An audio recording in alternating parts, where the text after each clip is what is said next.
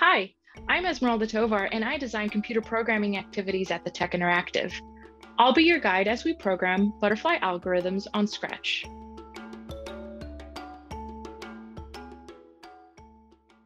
Before we get started on programming or coding, let's first orient ourselves with this landing page. So on the left-hand side, you can see that this is the stage. So this is what's going to show all of our code. And on the right-hand side, we have the instructions. So first it says, run the program. Can you tell what's missing? Second, click see inside and check out the code. And 3, it says, finish the code to show the phases of a monarch butterfly life cycle. So let's take a look by running the program, and you run the program by clicking the green flag right here. So let's click on that. We have Gobo, who's talking about, looking at the butterfly life cycle. And it says, click the spacebar to continue. So once the spacebar is clicked, we are taken here. And this is the slider that we are able to move. So let's move it. This is phase 1, phase 2. Oh, phase 3 seems to still be a caterpillar. Phase 4 still seems to be a caterpillar. So I think we now know what phases are missing. So we have phase 1, phase 2, but we are missing phase 3, and we are missing phase 4.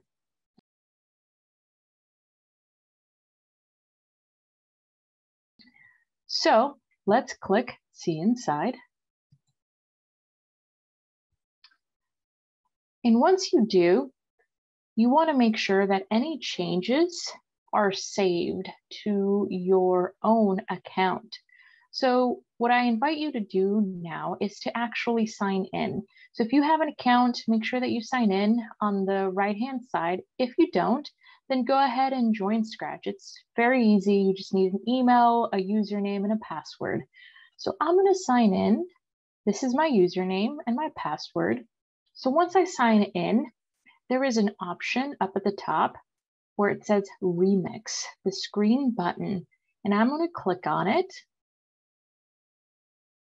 And now I have made my own copy. At the very top, it says Butterfly Algorithms Remix. And maybe I'm going to change this to be my last name, so Miss Tovar, because it's going to be for my class.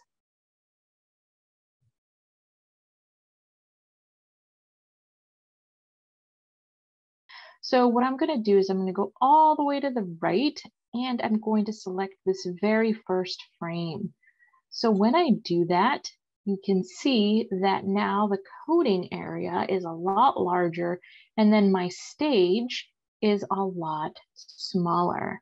Below the stage is where your sprites are located. So these are the images that you're going to be looking at. So we're not going to do much changing here on Gobo. We want to go to the life cycle sprite. So when you click on that, there should be a lot more blocks or a lot more code that you're looking at. When we look at the very beginning where we see this comment right here, it says use the blocks on the right to code the monarch butterfly's life cycle. So these are the blocks that you will be needing. Before we get started on actual coding, let's go through this section to understand what's happening. When spacebar key is pressed, the image or that sprite is going to go to 11.7. And this is the coordinates that it's appearing. And then it's showing, because if you remember from the very beginning, we weren't able to see the caterpillar or the eggs. We also have some variables right here. So we're setting the phase, which is our variable, to 1. And then we're showing the variable. So that slider that you see over here, we want to see it.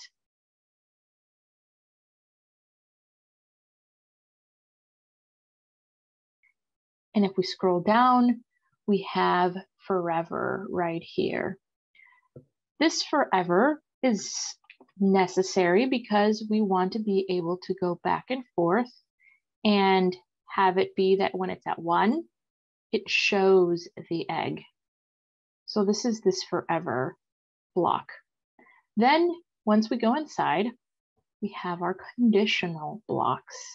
So we have if phase equals to 1, then you're going to switch the costume to the monarch egg. And if you click on this, there's going to be lots of different options that we have added to the program. So that's the very first phase. Again, you go down to the next one. If phase equals to 2, then switch costume to the caterpillar, since that's the second phase of a butterfly. And if you noticed, we only have the first 2 phases right here. So we need to add phase 3 and phase 4. So if you want to use the blocks on the side, go ahead and see if you see any patterns. So what I can see is that pretty much this is what I'm changing, but it's staying the same. So I'm going to add the if-then block underneath the second one, but if you see, it's in between this forever block. So when I do that, I now know I need my operator block, which is this green one. And the key thing, it can be a little finicky, but you want it to highlight. So if you see that highlighting, you want it to highlight and drop it. And now again, I'm using my patterns. Phase goes to the left.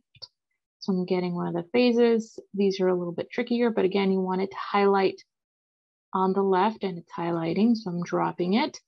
And here you can use the numbers on your keyboard, and we're going to go to phase 3. Once it's in phase 3, we want our sprite costume to switch. So we have the egg, the caterpillar. The third one would be a cocoon.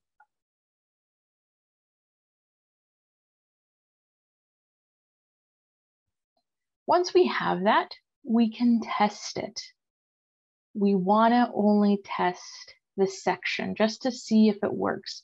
So what I can do is I can select the when spacebar key is pressed. And if you see it highlights it yellow, this yellow right here, it means it's trying it.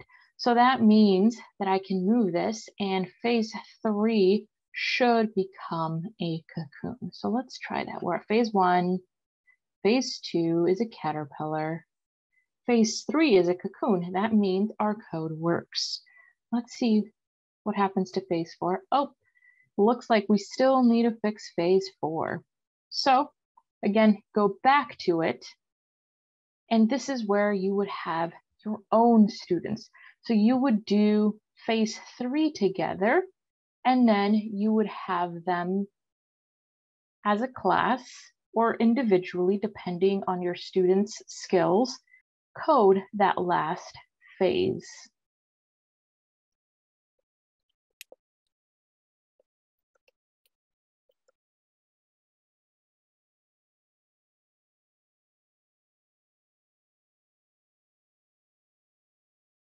Once you've coded the 4th conditional, you want to make sure that the full program actually runs.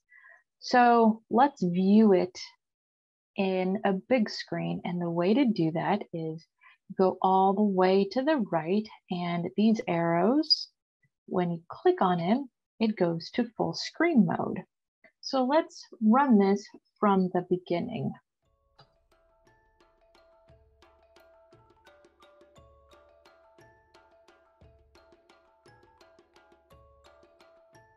So now we know that our program is fully functioning.